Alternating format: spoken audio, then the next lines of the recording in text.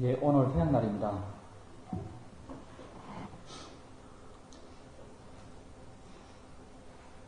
일주일 수행 기간이 금방 지나갔습니다.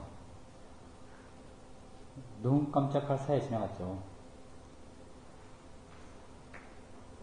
우리가 일주일 전에 이 수행 프로그램을 시작했습니다. 그리고 일주일 동안 수행하고 어떤 경험하고 사람 만나고 이야기하면서 일주일 시간을 보냈습니다. 그리고 지금 이 현재 우리가 여기 있습니다.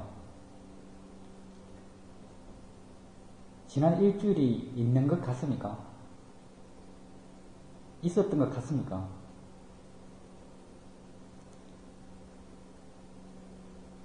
있었던 것 같지 않습니다. 지난 시간의 존재감이 느껴지지 않습니다.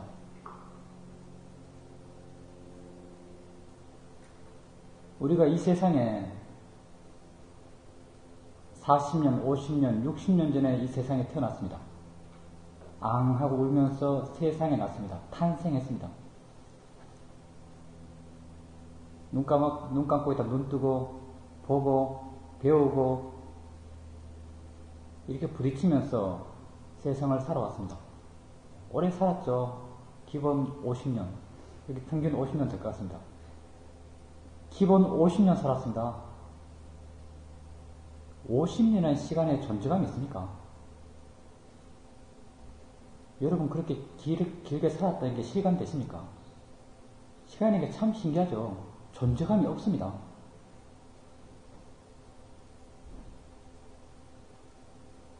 이렇게 많은 걸 체험하고 많은 걸 알면서 우리가 살았습니다. 자기 삶을 한번 돌이켜보십시오. 스스로 물어보십시오. 나의 삶은 무엇 때문에 진정 의미 있었는가? 내게 지금 이것이 있기 때문에 나의 삶은 참 의미 있었다. 라고 자신있게 말할 수 있는 분이 있나요? 50년이나 살았는데 여기 대해서 확실하게 이것 때문에 내 삶은 진정 가치 있었다라고 말할 수 있는 사람이 많지 않을 겁니다. 시간은 또 흘러갑니다. 어느 순간 죽음 가까이 있는 자신을 볼 때가 있을 겁니다. 그때도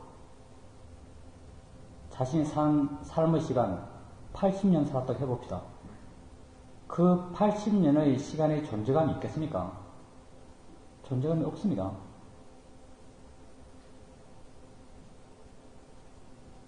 스스로 돌이켜봐서 야, 내 삶은 이것 때문에 참 의미 있었다. 난 참 보람된 삶을 살았다라고 하면서 죽는 사람이 있을까요? 아주 드물 겁니다. 그럼 도대체 우리 삶의 의미는 어디 있을까요? 죽음이란 것이 가장 진실한 민낯을 드러내는 삶의 한 순간일 겁니다. 우리가 정확하게 어떤 상태인지 모르겠지만 죽음 앞에서 과연 무엇이 가치 있을까요? 여러분이 지금 힘들게 추구해 가고 있는 것들, 사회적 명성, 재산, 여러분이 사랑하고 있는 가족들, 가족 한번 봅시다. TV 같은 거 보면 가족이 아주 의미 있어 보입니다. 죽을 때 서로 사랑을 확인하고 가족의 의미를 되새기면서 그렇게 죽습니다. 영화에서는 그런데 정말 그럴까요? 정말 그런가요? 내 생각에는 죽음은 오직 홀로 걸어가는 길이라고 생각합니다. 다른 사람과 공유할 수 없는 체험이죠. 가족도 크게 의미 있을 것 같지 않습니다. 만약에 죽음 앞에서 그런 것들이 의미가 없다면 지금 이 순간 내게도 그런 것은 큰 의미를 가질 수 없습니다. 그럼 분명하죠.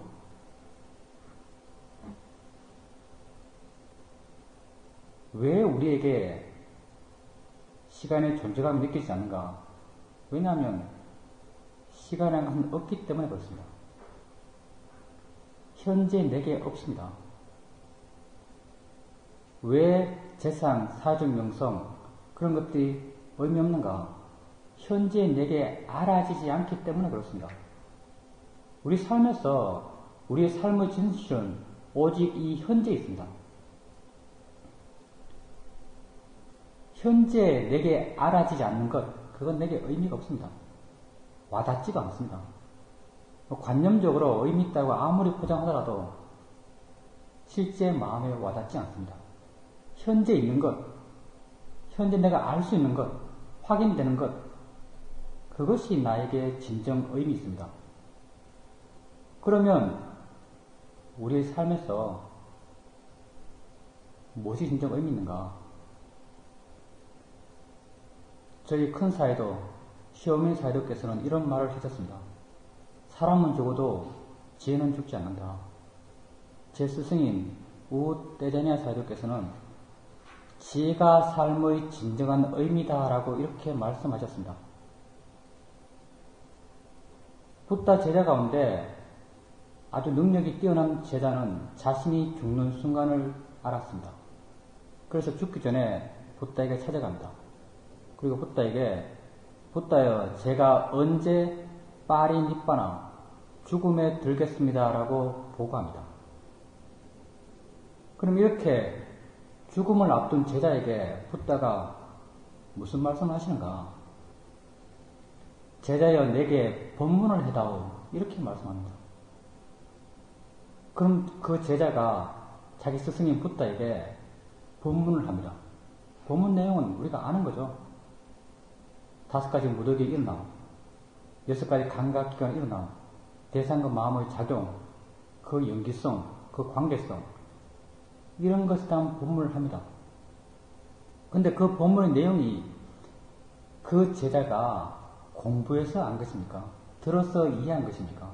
그런 게 아닙니다. 자신이 수행해서 깨달은 지혜의 내용입니다. 지혜의 내용을 말했던 겁니다. 붓다가 왜 제자에게 이런 요구를 했겠습니까? 죽음 앞에서 가치 있는 것은 그것뿐이기 때문에 붓다께서 제자에게 그 요구를 하셨습니다. 그러면 죽음의 상황 어떻게 죽는지 모르겠지만 우리가 알고 있는 한도에서 어떻게 죽는지 한번 봅시다. 1시간 뒤에 죽습니다. 1시간 뒤에 죽습니다. 몸이 아프겠죠? 아픕니다. 죽는다고 알면 불안합니다. 초조합니다. 공포스럽습니다. 보통의 사람들 거기에 대한 어떤 대책도 없습니다. 물론 어떤 사람은 자다가 죽습니다. 자다가 죽는 것 잘은 모르겠지만 어떤 사람들은 참 편하게 가셨다라고 말하게 됩니다. 근데 어떻게 보면 참 비참하게 죽었다라고 볼 수도 있을 겁니다. 모르고 죽는 것. 이렇게 두렵고 초조하고 아프고 머리가 멍하고 이런 상태로 아마 보통 사람들이 죽어갈 겁니다. 거기에 어떤 대책도 없습니다. 단지 무방비로 고통받으면서 죽어갑니다. 거의 고문받으면서 죽는 거랑 별로 다르지 않습니다. 근데 수행을 해서 자신을 많이 이해한 사람의 경우를 한번 생각해 봅시다. 아픕니다. 여러분 지금 하고 있는 것과 똑같습니다. 아픈 애라고 압니다. 아픔에 대해서 많이 이해했습니다. 아픔을 대상으로 봅니다. 아픔으로부터 그 지혜의 힘만큼 자유로운 자신을 확인할 수 있습니다. 초조합니다. 초조한 게 마음이라고 이해합니다. 초조하다라고 압니다. 그 지혜의 힘만큼 초조함으로부터 자유로운 자신을 발견할 수 있습니다. 두렵습니다. 두려운 게 단지 마음이라고 압니다. 두렵다라고 압니다. 그러면 두려움은 대상이 됩니다.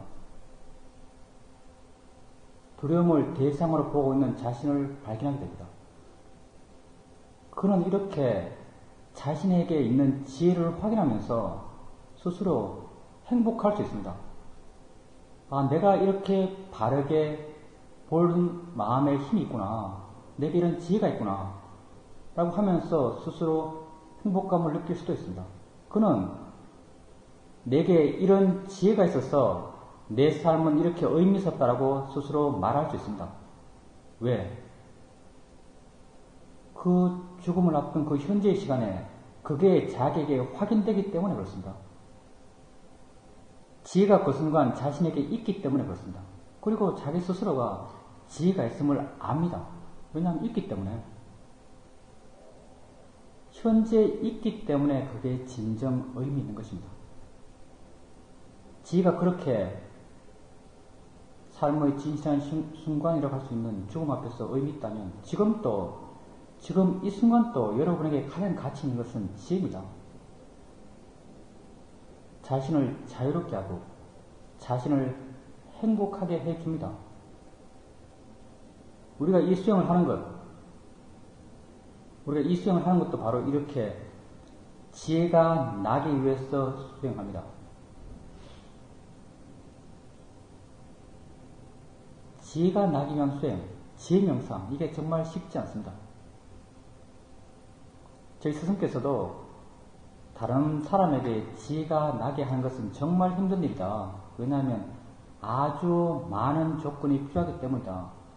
그 사람 자신의 조건, 주위 환경의 조건, 수행을 말해주는 사람의 조건, 많은 조건이 필요하기 때문에 참 힘든 일이다. 이렇게 말씀하십니다. 우리가 하는 이 수행을 깊이 이해하지 못하는 사람에겐 아주 복잡한 수행입니다. 단순하지가 않죠. 다른 수행을 해보신 분도 있겠지만 다른 수행은 아주 단순합니다.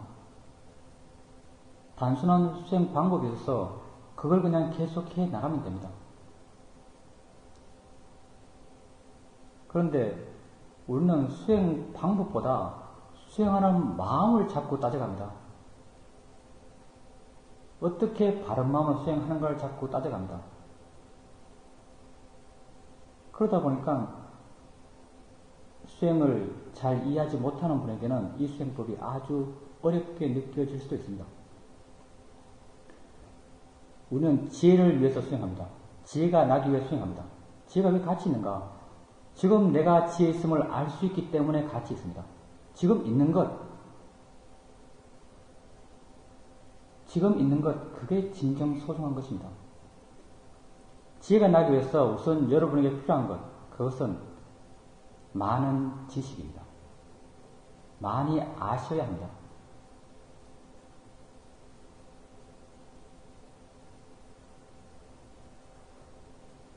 불교에서, 우리 수행 전통에서 아는 것이 의미 없다는 어떤 그런 전통이 있습니다.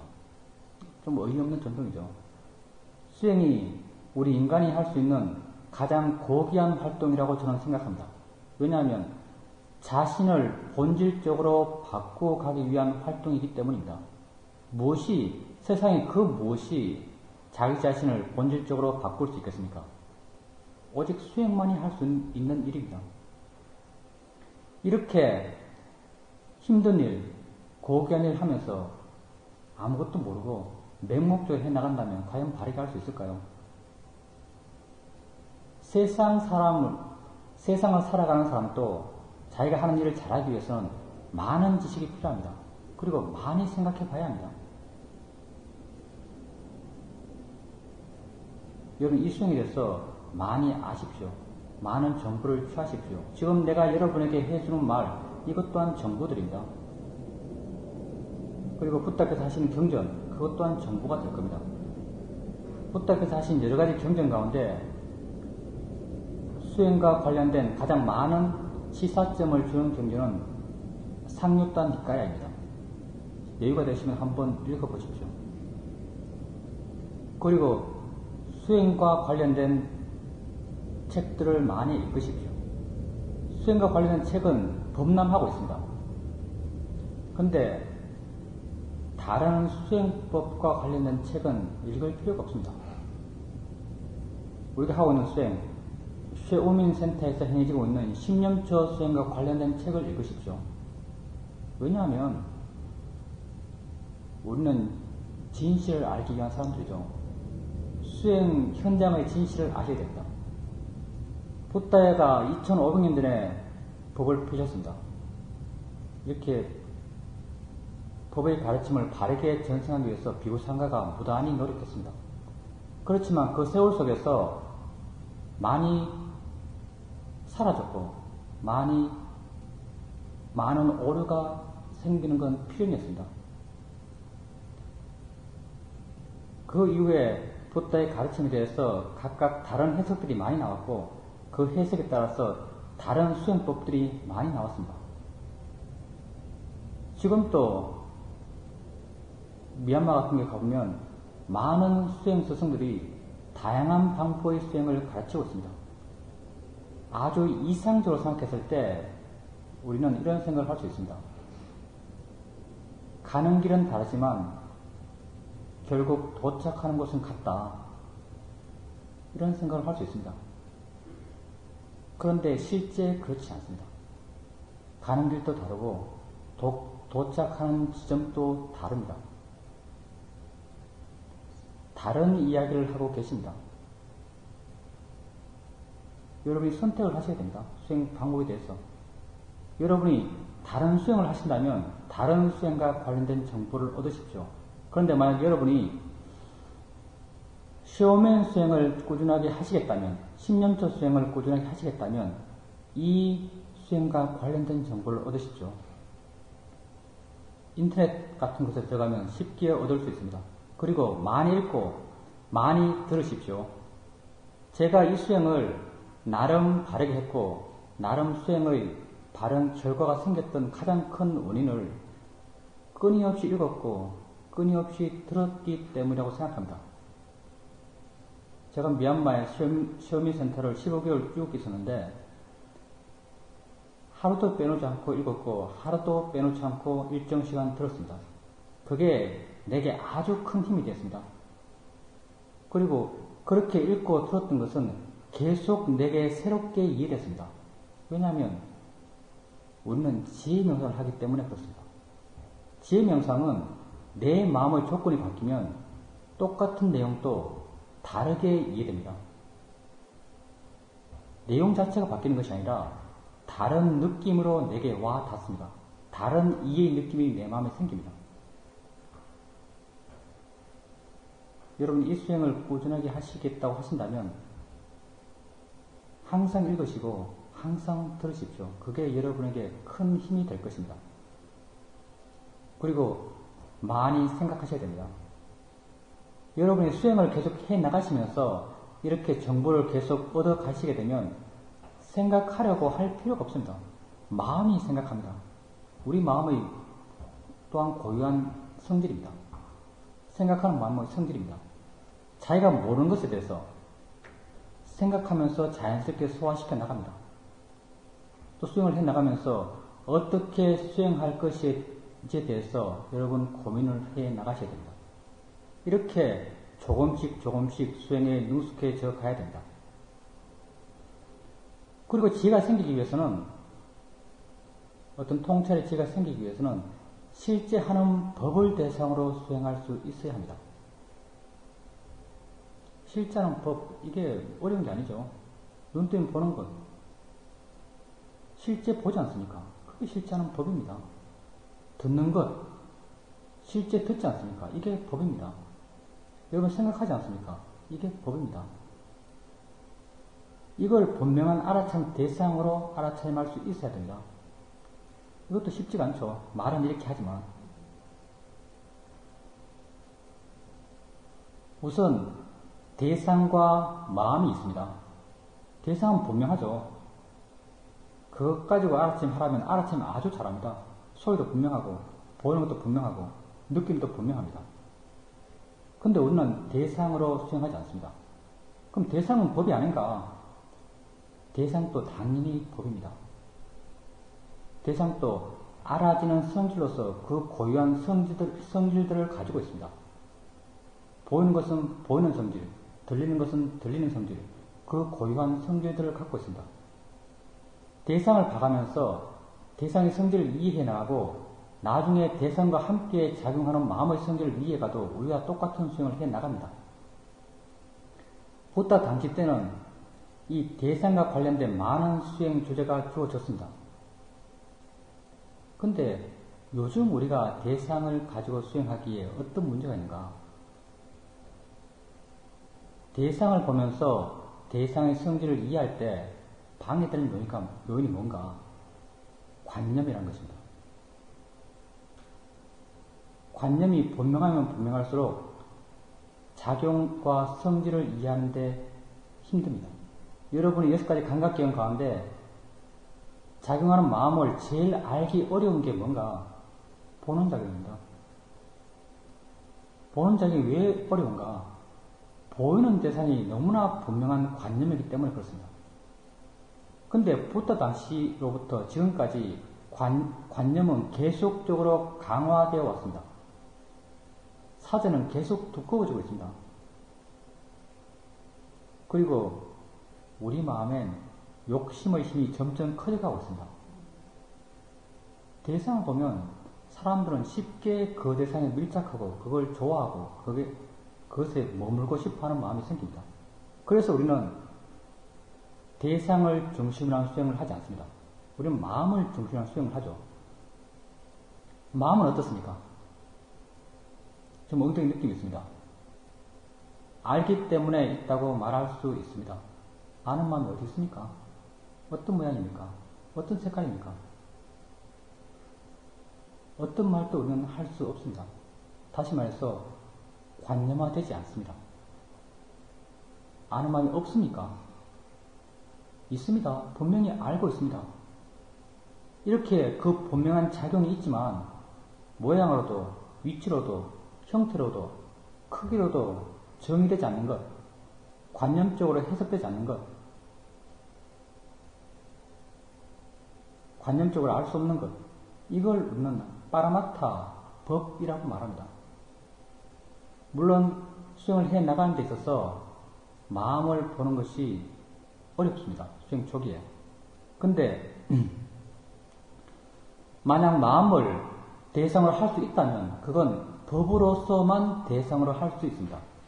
마음은 모양 만들어서 알 수 있는 게 아니기 때문에 그렇습니다. 그래서 이 마음을 중심으로 주된 수행 대상으로 하는 수행이 법을 이해하는데 훨씬 더 효과적이라고 우리가 생각하기 때문에 우리는 신념처 수행을 하는 겁니다. 이 수행에서 여러분은 마음을 이해할 수 있는 수행의 길을 걸어가야 합니다. 그래서 우리는 대상을 알아갈 때 가볍게 보러 갑니다. 대상은 중요하지 않다라고 합니다. 그냥 대상이 있다라고 가볍게 인지해 주는 정도로 알아차림을 하라고 합니다. 그럼 점점 마음은 가볍게 대상들을 옮겨갑니다. 그러면 점점 대상과 마음이 멀어져 갑니다. 이렇게 멀어졌을 때 대상보다 조금씩 마음이 두드러지게 드러나게 됩니다. 이때 나는 알려고 노력하지 않아도 자연스럽게 여러가지 대상이 함께 알아집니다. 이때 우리는 아는가라고 물어봅니다. 그러면 안다는 게 마음에 이해됩니다. 아는 마음, 그건 어떤 모양, 어느 위치에 있는 것도 아닙니다. 볼 수 있는 것도 아닙니다. 느낄 수 있는 것도 아닙니다. 단지 이해할 수 있는 것입니다. 그렇기 때문에 마음을 지혜의 대상이다라고 이렇게 말합니다. 그렇기 때문에 법은 이해하는 것이다 이렇게 말합니다. 이렇게 마음을 대상으로 알아차림을 할 수 있으면 자주자주 물으면서 그걸 알아차림해 나갑니다. 계속 이해가 된다면 그것만 계속 봐나갑니다. 3초, 5초 단위로 물어가면서 그것만 계속 봐나갑니다. 점점 마음이 아는 마음을 어떻게 봐야 하는지, 아는 마음이 무엇인지 이런 이해를 조금씩 해나갑니다. 능숙해지면 그렇게 묻지 않아도 아는 마음이 이해됩니다. 이렇게 실제는 법을 대상으로 계속 알아차림을 이어나가게 됩니다. 그럼 자연스럽게 싫지 않은 법에 대한 이해들이 내 마음에 생겨나게 됩니다. 그것들이 끊임없이 일어난다는 무상에 대한 이해, 자기 스스로의 성질대로 일어난다는 무아에 대한 이해, 이렇게 끊임없이 일어나는 것이 의미 있지 않다는 고에 대한 이해, 이런 이해들이 자연스럽게 생겨나가게 됩니다. 더불어 이렇게 마음에 대한 이해가 깊어지면 다른 마음의 작용들, 보는 작용, 듣는 작용, 화내는 작용, 초조한 작용, 우울한 작용, 슬픈 작용, 이런 다양한 모든 마음에 대해서 점점 이해가 깊어져 갑니다. 이해가 깊어진다는 것은 그런 마음작용을 단지 수행의 대상으로 봐갈 수 있다는 말입니다. 거기에 대해서 이해가 깊어지면 깊어진 만큼 나는 그 일어남으로부터 자유롭습니다. 우리는 그것을 없애기 위해서 수행하지 않습니다. 우리는 있는 그것으로부터 자유롭기 위해서 수행합니다. 여러분이 수행에 능숙해지기 위해서는 여러분에게 일어나는 모든 것을 수용할 수 있어야 합니다. 여러분에게 일어나는 모든 것은 다 조건 따라 일어난 것입니다. 여러분 존재의 한 부분입니다. 여러분이 수용하고 받아들이고 이해해 나가야 될 것입니다. 여러분이 일어나는 것, 보는 것, 듣는 것, 화내는 것, 욕심내는 것, 이런 것에 대해서 이해가 깊어지면 깊어질수록 그 이해의 시각으로 그것을 보게 됩니다. 화를 보면서 화를 이해했습니다. 다음에 다시 화를 볼 때 그 이해가 자연스럽게 함께합니다. 함께 할 수밖에 없습니다. 그게 우리 마음의 기본적인 구조입니다. 왜냐하면 내가 화를 알아차림하면서 화에 대한 이해가 생겼기 때문에 다음에 화를 알아차림할 때 화에 대해서 이해한 이해는 저절로 따라옵니다. 이렇게 알아차림과 지혜가 함께 작용해 갑니다.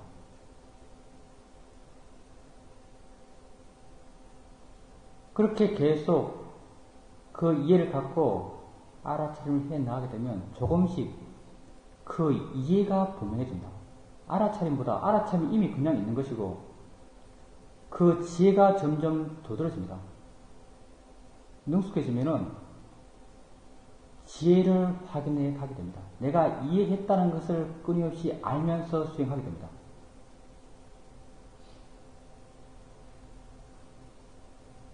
우리 죽음 앞에 삶의 의미를 한번 봤습니다.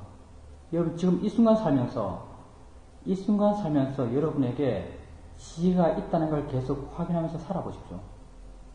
그렇게 살면 어떻게 살겠습니까?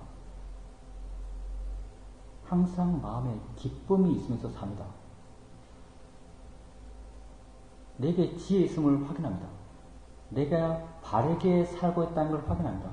자기 스스로 자신이 옳다는 걸 압니다. 자기 스스로 일어나는 것으로부터 자유롭다는 걸 확인합니다. 마음에 기쁨이 생겨납니다.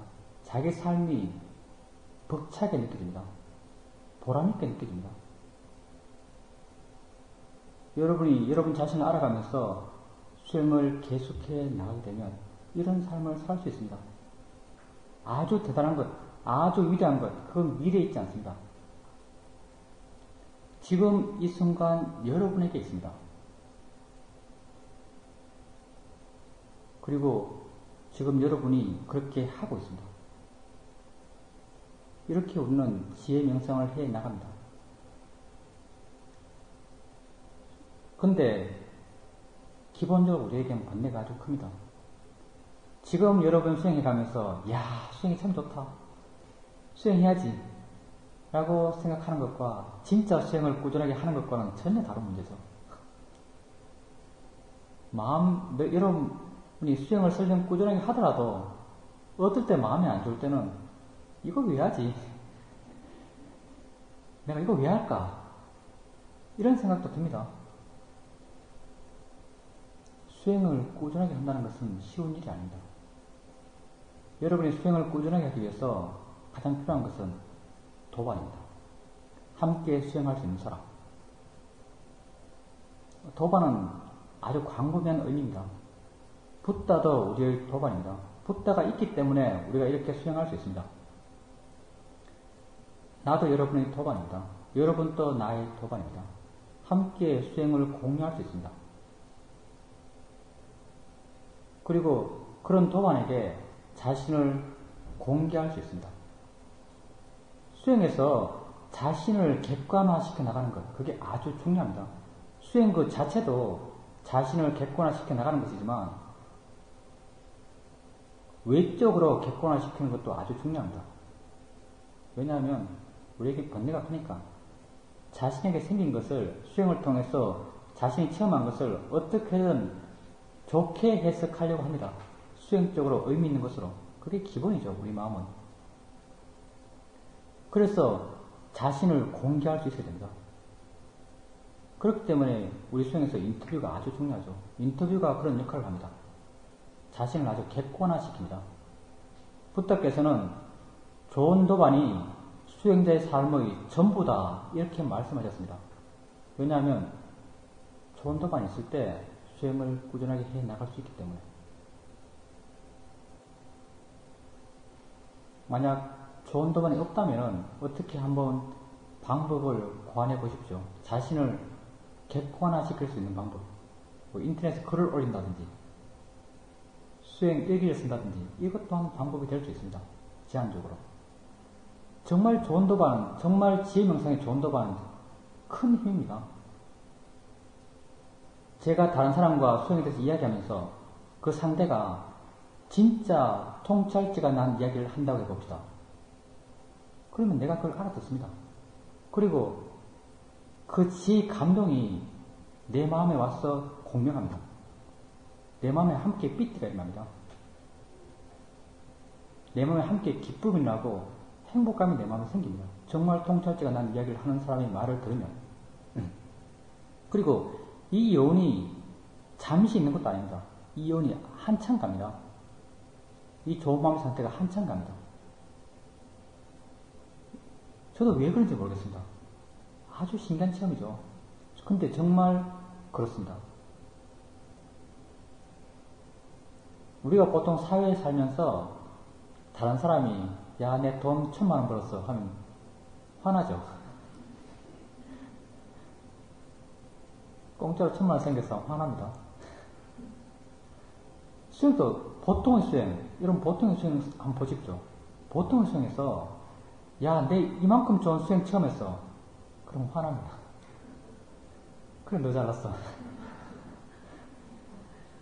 근데 여러분이 진짜 지혜명상을 해서 여러분 자신에 대해서 깊은 이해들이 생겨나면 정말 좋은 것을 함께 나눕니다.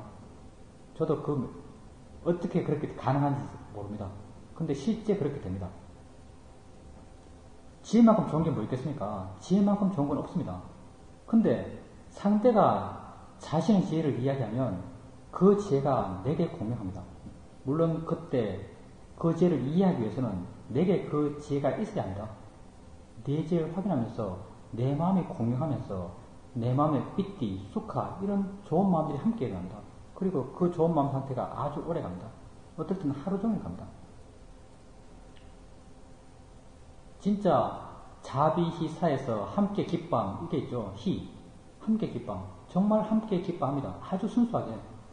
뭐 내가 기뻐하려고 한 것도 아니고 마음이 지은 메커니즘으로 저절로 이렇게 됩니다. 참 신기한 일이죠. 지혜가 함께 공명한다는 것. 그게 도반의 역할이죠. 정말 좋은 것을, 진짜 좋은 것을 함께 나눕니다. 도반은. 이게 여러분 수행에서 아주 중요합니다. 우리 모두 높은 삶의 질을 갖고 싶어 하죠.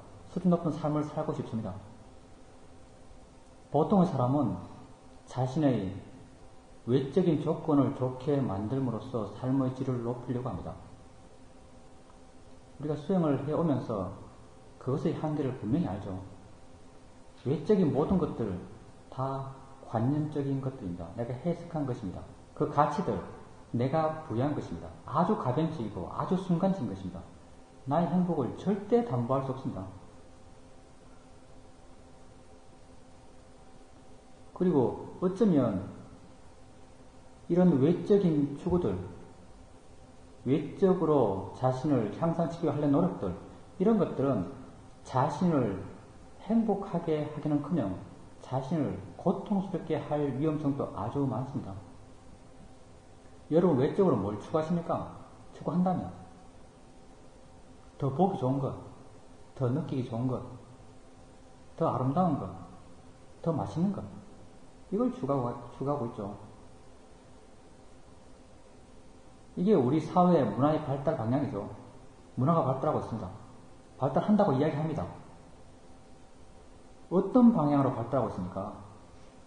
좀 더 보기 좋은 걸 만들면서, 좀 더 느끼기 좋은 걸 만들면서, 좀 더 큰 두려움이 생기는 걸 만들면서, 이렇게 진행되어 가는 방향, 그게 문화의 발달입니다. 그리고 사회에서는 그렇게 발달된 것, 그걸 가지고, 그걸 경험하면 행복할 것이다 라고 이렇게 말합니다. 사람들은 그렇게 믿으면서 그걸 갖고 가지려고 그러고 그게 생기면 거기에 마음을 두면서 그렇게 삽니다. 미녀사에 나온 것 스마트폰 있죠. 스마트폰이 그런 역할을 했습니다. 여러분 수행하면 알게 됩니다. 어떨 때 내 마음이 좋은가? 내 마음이 내 안에 있을 때 내 마음이 좋습니다. 내 마음이 내 바깥에 있을 때 내 마음은 비참해집니다. 근데 여러분이 사회에서 추구하고 있는 그 방향성은 어떻게 하든 내 마음을 바깥에 두려고 하는 그런 노력들입니다. 사실은 그런 대상들입니다. 문화도 그렇습니다. 문화의 발달된 문화들, 내 마음을, 내 시각을 빼앗는 것, 그게 좋은 것이죠. 내 귀를 빼앗는 것, 그게 좋은 것입니다. 이렇게 외적 조건을 추구하는 것, 사회에서 어떤 가치를 우리에게 제시하고 있는가, 그건 전혀 중요하지 않습니다. 다 사거리 무시해버리십시오. 순수하게 자신을 보면서 무엇이 자신의 행복을 가져오는가 한번 살펴보십시오. 외적인 추구, 그게 우리의 행복을 담보하지 못합니다.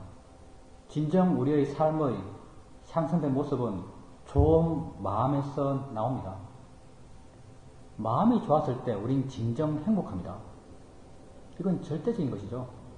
여러분 마음이 좋았을 때 여러분은 세상을 좋게 봅니다. 세상은 여러분에게 해석된 것입니다. 마음이 좋으면 좋다는 시각으로 봅니다. 그럼 좋게 보입니다. 진정 높은 삶의 질은 높은 마음의 질에서 오는 것입니다. 우리가 수행을 통해서 그것을 조금씩 실현해 가고 있습니다.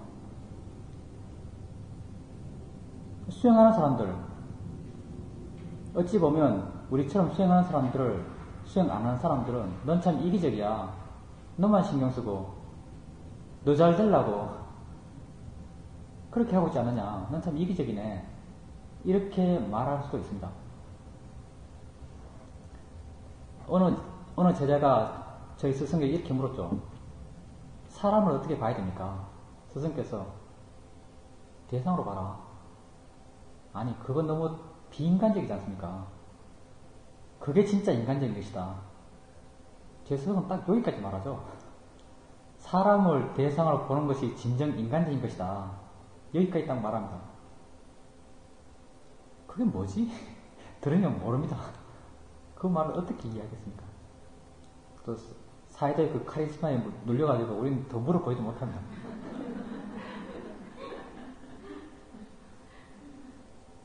사람을 대상으로 보는 게 왜 인간적일까요? 인간적이다, 비인간적이다 한번 따져봅시다. 어떤 사람이 인간적인가? 우선 자기 마음이 좋은 사람, 행복한 사람, 남을 위해줄 수 있는 사람, 이런 사람이 인간적일 겁니다. 우리는 보통 어떤 사람이 인간적이라고 하는가? 남이 울면 같이 울고, 남이 화나면 같이 자기도 열받고, 남이 뭐 사자 하면 자기도 욕심내면서 이것저것 저것저것 따져보고, 야, 참 그 사람 인간적이다. 이게 우리가 인간적인 사람을 판단하는 기준들입니다. 진짜 그 사람 인간적인가? 행복한가? 한번 봅시다. 그런 사람은 번뇌가 많은 사람이죠. 번뇌가 많은 사람, 그 사람은 어떤 사람인가? 번뇌가 많은 사람, 번뇌의 마음은 아주 자기 중심적입니다. 번뇌의 마음의 특성입니다. 번뇌는 아주 강력한 나라는 생각을 갖고 발현됩니다. 내 애가 있는데 시험을 30점 맞고 왔습니다. 화가 납니다. 화와 더불어 욕심도 나죠. 그래서 그 화, 욕심의 마음으로 이야기를 합니다. 야, 내가 진짜 너를 위해서 하는 말인데 세상을 바르게 살기 위해서는 적어도 80점 돼야 돼. 이런 말을 합니다. 겉포장은 너를 위해서, 이게 겉포장입니다. 여러분 그런 말 해봤죠, 살아오면서. 근데 실제 자신의 동기는 어디서 나옵니까? 내 안에서 나옵니다. 내가 원하는 겁니다. 그 사람은 별로 고려되지 않습니다. 내가, 내 아이는 적어도 80점 맞아야 되는 아이야 라는 나의 기준에서 하는 말입니다. 번뇌는 다른 사람은 그렇게 고려하지 않습니다. 자기 중심적으로 하는 말입니다. 남을 위해 줄 수 있는 마음이 아닙니다. 번뇌가 있는 사람, 그 사람은 자기 스스로 괴롭습니다. 행복하지 않습니다. 그리고 남을 위해 주지도 않습니다. 다른과의 관계에서 언제나 자기 중심적으로 행동합니다. 포장이 어떻든 실제 자기 마음의 동기는 자기를 위해서 합니다. 아주 비인간적인 사람이죠. 그럼 수행하는 사람, 지혜가 있는 사람, 그 사람은 어떨까요?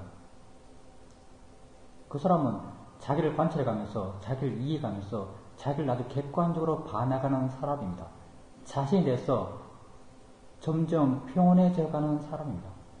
자신에 대해서 평온해지면 자연스럽게 다른 사람에 대해서도 평온의 길을 걸어가고 있는 사람입니다. 애가 왔습니다. 다른 사람이죠. 다른 사람, 나의 아들이라는 이름을 갖고 있는 다른 사람이 왔습니다. 시험을 30점 받고 왔습니다. 화가 날 수 있겠죠. 근데 화로부터 화를 알아갑니다. 화내라고 압니다. 그만큼 좀 객관적이 됩니다.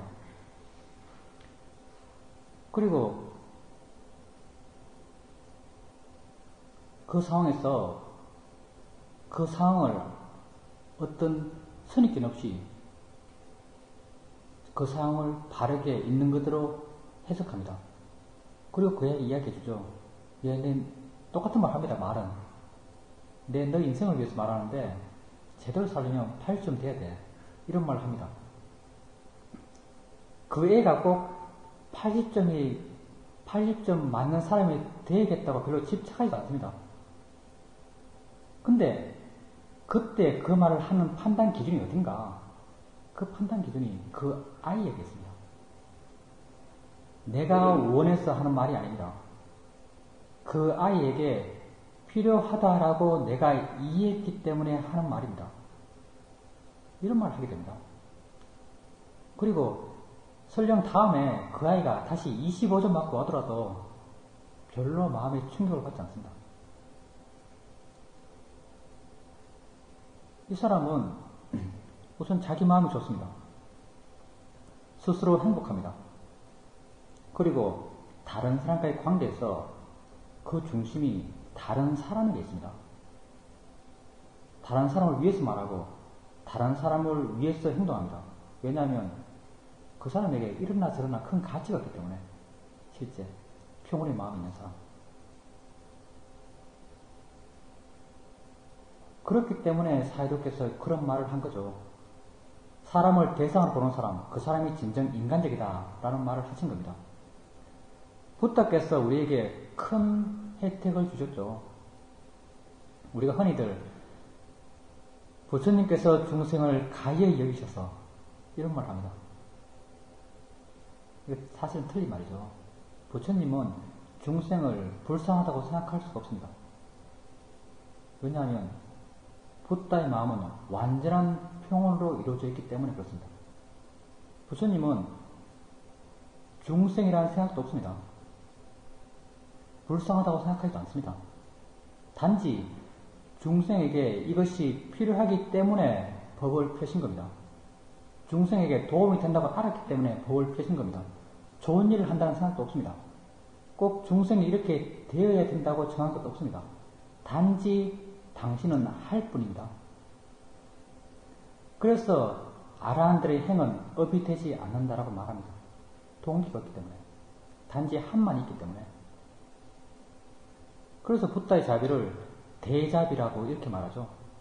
불교의 자비는 이런 마음에서 나오는 겁니다.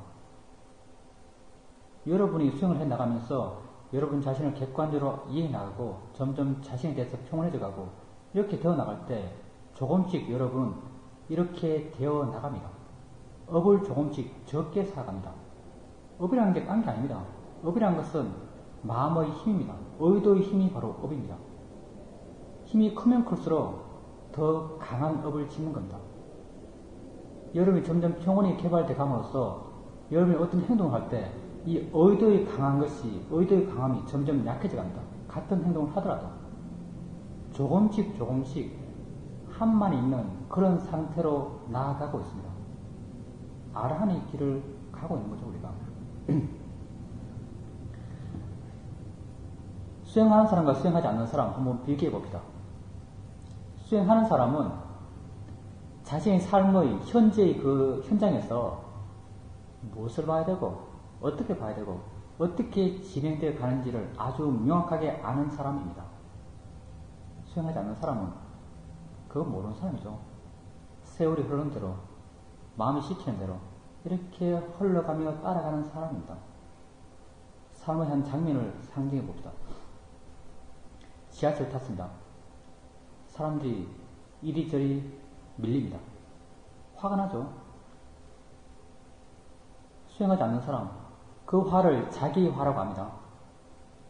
점점 화가 커집니다. 그리고 이 화의 마음이 끊임없이 자기 바깥의 조건을 원망합니다. 여러분 해봤을 겁니다. 저 사람 핸드백이 왜 저리 커? 이런 말 하죠. 이 지하철 왜 이렇게 흔들려? 마음이 이런 말을 계속합니다. 우리 어머니는 오늘 아침 왜 이렇게 밥을 늦게 차려줬어? 우리 회사 출근 시간 왜 이렇게 빨라? 저 할머니는 할 일도 없으면서 왜 이 비좁은 시간에 지하철 탔어? 이런 말 합니다. 우리 마음이. 계속 자기 바깥의 조건을 원망합니다.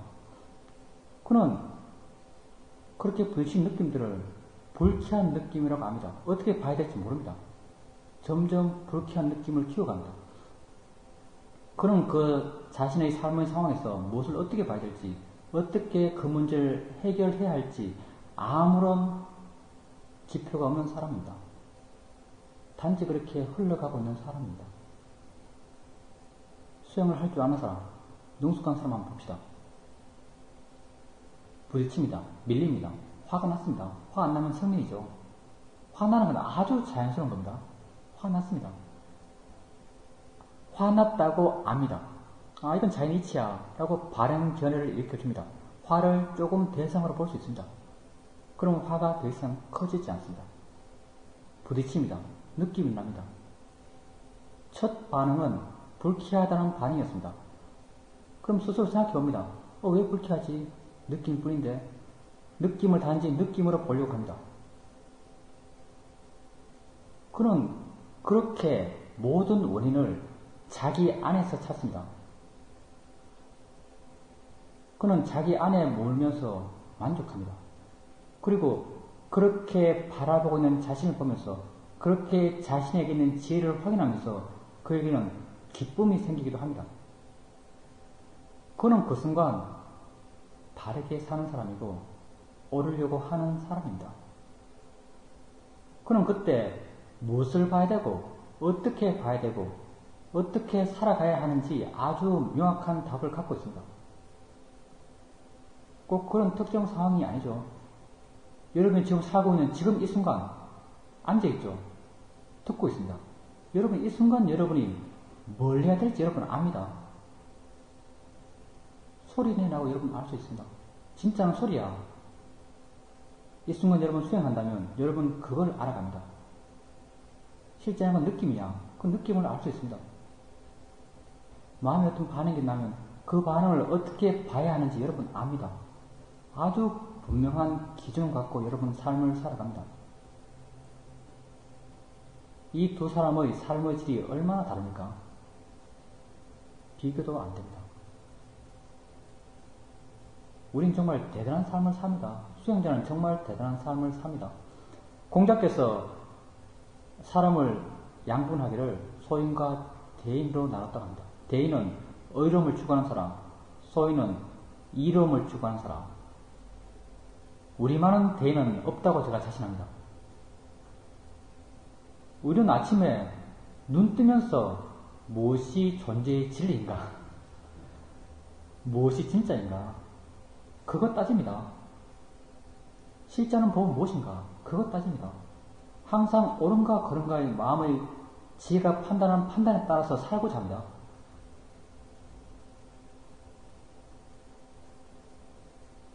수행에 능숙해서 하루 종일 수행한다면 하루 종일 하는 게 이겁니다. 하루 종일 의로움을 추구하면서 사는 겁니다. 얼마나 수행자의 삶이라는 게 대단합니까? 공자께서는 어떻게 그렇게 되는지 방법론적으로는 별로 한 말이 없습니다. 옛날 것을 다 읽고 되새기고 하는 그 정도의 아주 좀 제한적인 방법만을 제시하셨습니다. 수행은 아주 적극적이죠. 그리고 하루 종일 합니다. 진짜 우리가 의인입니다. 설령 우리는 누가 내 뺨을 찰싹하고 때리더라도 느낌일 뿐인데 이렇게 봐나가려고 하는 것, 볼 수 있고 볼 수 없고의 문제를 떠나서 그렇게 보려고 하는 것, 그게 우리 삶의 자세입니다. 얼마나 바른 삶의 자세입니까? 이게 힘들 것 같습니까? 부다께서는 이것보다 엄청 대단한 말씀을 하십니다. 이런 말을 하시죠. 부다께서 경전에서 길을 가다가 도둑들이 널 잡아서 나무에 묶어놓고 톱을 갖고 와서 너의 손발을 하나씩 잘라갈 때, 그때 만약 너의 마음에 화가 일어난다면 너는 나의 제자가 아니다. 이런 말을 하십니다. 부다 제자들이 진짜 힘들죠. 나의 제자가 아니다. 이렇게 말씀하십니다. 약간의 과정이 섞였겠지만 실제 그렇게 화가 나지 않을 수 있는 사람, 그 사람은 아나함의 성인입니다. 아나함의 성인은 화가 날 수 있는 마음의 조건이 모두 사라졌기 때문에 화가 일어날 수 없습니다. 근데 분명 우리가 그 길을 가고 있는 건 아주 분명합니다. 여러분이 지금 앉아서 다리가 아픕니다. 아픔을 여러분 어떻게 봅니까? 자연의 이치야. 내 것이 아니야. 알 수 있는 대상이야. 이렇게 반항합니다. 아픔에 대해서 싫어하는 마음을 그 지혜를 통해서 조금씩 줄여가고 있습니다. 그 지혜의 길을 계속 걸어가 보십시오. 그 결과로 만약 싫어하는 마음이 없었다고 생각해 봅시다. 싫어하는 마음이 없으면 아픔도 없습니다. 여러분이 그 길을 가고 있다는 건 분명합니다. 왜냐하면 자연의 이치야라고 말해주고 있기 때문에, 자연의 이치다라는 시각으로 보려고 하기 때문에 그 길을 가고 있는 겁니다. 정말 바른 삶 아닙니까? 정말 멋진 삶이라고 생각합니다. 이 수행이라는 것은 고정된 장소에서 특별 활동을 하는 게 아니죠. 삶의 방식입니다. 능숙해지면 수행이 곧 삶이 됩니다. 수행으로 살 수 있습니다. 사회적으로 인격자 이렇게 부르는 분들이 있습니다. 그런 사람들이 자기 마음에 대한 깊은 이해 없이 그런 말을 듣고 있다면 그 인격이라는 것은 통제에 의한 인격입니다. 인내에 의한 인격일 겁니다. 절제에 의한 인격입니다. 자기 마음과 자기 행동은 같지 않죠. 그런 사람도 사실은 아주 훌륭한 사람입니다. 근데 우리는 어떤가? 우리는 수행을 해나가면서, 아라처럼 해나가면서, 마음 힘이 좋아지면 좋아질수록 자연스럽게 마음에서 옳은가 그런지, 적당한지 적당하지 않은지를 지혜가 가르쳐 줍니다. 그리고 지혜가 가르쳐 주는 대로 살고자 해 나갑니다. 지혜 힘이 좋아지면 좋아질수록 지혜가 시키는 대로 살아간다. 지혜는 내 안의 마음입니다. 살아가는 모습은 밖의 행동입니다. 내 안의 마음과 내 밖의 행동이 같아집니다. 우리 순수한 우리 존재 전부가 그렇게 선해져 가는 겁니다. 정말 이렇게 우리가 수행에 능숙해지고 수행을 계속해 나가게 되면 우리만한 인격자가 되겠습니까? 여러분 정말 훌륭한 사람들입니다. 나 자신이 진정 훌륭한 사람입니다. 지금 이 순간 수행하고 있는 그 순간 수행 안 하면 또 나쁜 사람 되죠, 쉽게. 수행하는 이 순간 나는 아주 훌륭한 사람입니다. 의를 실천하는 사람입니다. 정말 수행을 할 가치가 충분하고 넘칩니다. 수행이란 것은 이 순간 하는 겁니다. 미래를 위해서 수행하지 마십시오. 이것도 수행에 빠지기 쉬운 함정이죠. 수행 열심히 해서 미래의 수행이 완성됐어. 그러면 그때부터 난 행복할 거야. 아주 어리석은 환상입니다. 우리에게 가치 있는 것은 오직 지금 있는 것입니다. 지금 여러분에게 확인되는 것만이 여러분 삶에서 진실된 의미를 갖습니다. 수행은 지금 이 순간 하는 겁니다. 이 순간 바르게 하고 있다면 이미 여러분 할 바를 다 했습니다. 여러분 이 순간 삶을 아주 바르게 사신 겁니다. 여러분은 이 순간 바르게 하고 있는 자신을 보면서 만족할 수 있습니다.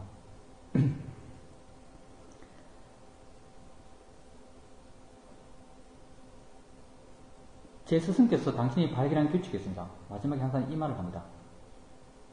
당신께서는 펜줄라 규칙 이렇게 부릅니다. 근데 실제 영어 찾아보니까 펜줄럼이라고, 펜줄럼. 근데 사이들을 존경하는 의미에서 펜줄라 규칙을 합시다. 펜줄라 규칙. 어떤 규칙인가? 사이도께서, 제 스승께서 어느 날 큰 사이도 제 스승의 스승과 함께 수행할 때였습니다. 자선이 끝날 시간쯤 되면 큰 스승께서 들어오셔서 바른 견해에서 항상 법문을 해줬습니다. 그 법문 듣는 것을 아주 좋아하셨습니다. 근데 어느 날 수행이 아주 잘 됐고 마음이 아주 깨끗한 상태에서 큰 스승의 법문을 듣고 있었습니다. 근데 갑자기 수행을 밖에서 누가 물을 아주 세게 틀었습니다. 물소리가 크게 났습니다. 그 물소리 때문에 큰 사이드의 법문을 들을 수가 없었습니다. 그러니까 순간 마음에서 화가 불같이 일어났습니다. 그러면서 물소리 나는 곳으로 마음이 달려가면서 마음에서 욕이 막 나왔습니다. 사이도가 순간 깜짝 놀랐습니다. 조금 전까지 마음이 그렇게 편했는데 왜 한순간 마음이 이렇게 괴롭게 되었는가 라고 생각하셨습니다.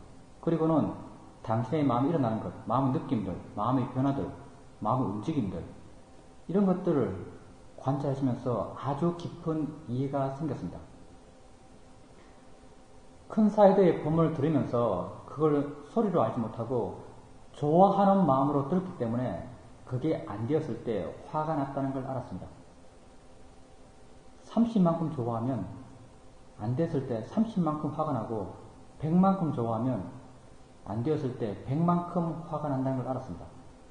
좋아하는 것이 곧 내게 화를 가져오는 원인이라는 걸 알았습니다. 부처께서 어떤 법문을 하시는가? 어느 사람이 부처에게 와서 이런 말을 합니다. 소 있는 사람은 소 때문에 행복하고 아들이 있는 사람은 아들 때문에 즐거워합니다. 라고 말했습니다.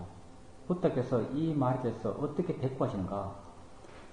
소 있는 사람은 소 때문에 슬퍼하고 아들이 있는 사람은 아들 때문에 비통해합니다. 라고 이렇게 말합니다. 우리가 좋아하는 것이 진정 우리를 괴롭히는 것입니다. 좋아하면 좋아할수록 그 괴로움은 더 심각합니다.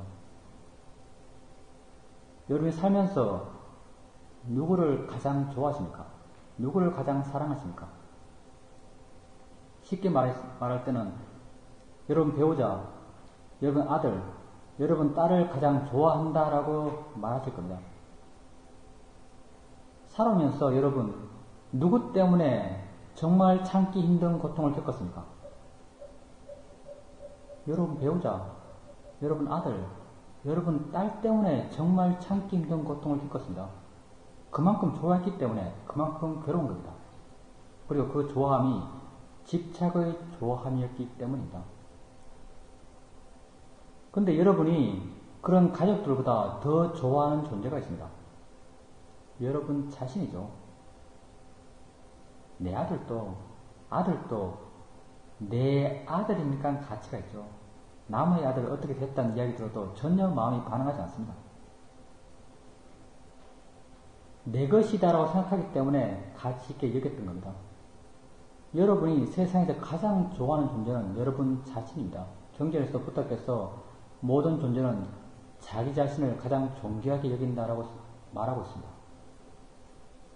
여러분이 만약 여러분 자신을 가장 좋아한다면 우리는 누구 때문에 가장 고통스럽겠습니까?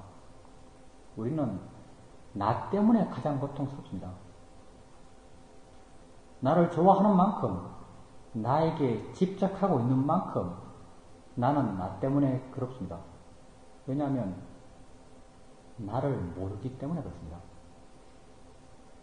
우리는 나를 막연히 나다라고 밖에 모릅니다. 이렇게 나를 모르기 때문에 나에 대한 집착이 생기고 나에 대한 집착 때문에 나는 끝없는 고통 속에 살아가고 있습니다. 자신을 알아보셔야 됩니다. 자신을 이해하셔야 됩니다. 자신을 이해했을 때 자신을 바르게 볼 수 있고 자신을 바르게 봤을 때 자신에 대해 갖고 있는 집착의 마음을 내려놓을 수 있습니다. 그렇게 되었을 때 자신 때문에 일어나는 고통의 문제를 해결해 갈 수 있습니다. 우리가 진정해야 될 것, 그것은 나에 대한 이해입니다. 세상 무엇이 나보다 가치 있겠습니까? 내게 있어서. 모든 문제도 내게서 일어나는 것이고 모든 문제의 원인도 내 안에 있는 것입니다. 자신에 관심을 갖고 자신을 알아가면서 자신을 이해해 가 보십시오. 진정 자신을 위한 길입니다. 그리고 여기 있으면서 수행을 배웠습니다. 어떻게 수행한다라고 여러분 이해하셨습니다. 수행센터는 어떤 조건 지어진 장소입니다. 수행하기 위해서 만들어진 장소입니다. 크게 여러분에게 자극되는 것이 없습니다. 그런데 여러분이 밖에 나갔을 때, 직장에 갔을 때 여러분이 큰 가치를 부여하고 있는 것을 많이 만납니다. 여러분에게 더 큰 고통을 주는 것을 많이 만납니다. 여러분이 진정 수행해야 되는 시간, 수행해야 되는 장소는 저 바깥에 나갔습니다. 밖에 나가서 수행해 보십시오. 수행하십시오. 이게 진정한 나의 행복을 위한 길입니다. 이 이외에 우리의 행복을 담보할 수 있는 길은 없습니다. 여러분이 어떤 진정으로 수행의 가치를 이해하고 수행을 하겠다는 마음이 생겼기를 진심으로 바랍니다. 한번 수행해 보십시오. 예, 마치겠습니다. 사두 하고 마치겠습니다. 사두